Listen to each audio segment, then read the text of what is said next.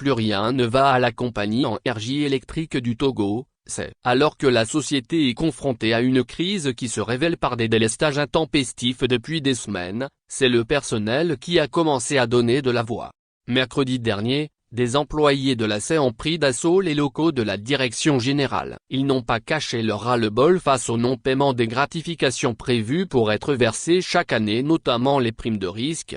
Le mouvement de débrayage des agents est une réponse à une note du directeur général de la Debo Kamba Barandao, rappelant au personnel qu'au terme du point 6 du contrat de performance révisé, signé entre l'État et la l'allocation éventuelle de la prime, représentant la gratification, est décidée par le conseil d'administration sur la base des indicateurs de performance de la compagnie.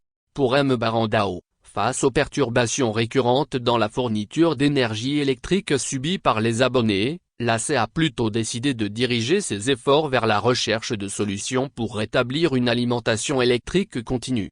Ces préoccupations ne permettront pas l'aboutissement du processus de collecte et de validation des données des indicateurs de performance avant la paye de mars 2024. Les travaux dans ce sens se poursuivent, a précisé le directeur général de la La et les délestages pour les employés, il n'en est pas question. Les acquis sont les acquis et il faut verser les montants dus. C'est dans ce sens que faisant fi des appels au calme de la direction générale de la compagnie, les employés ont tenu à faire entendre sa voix.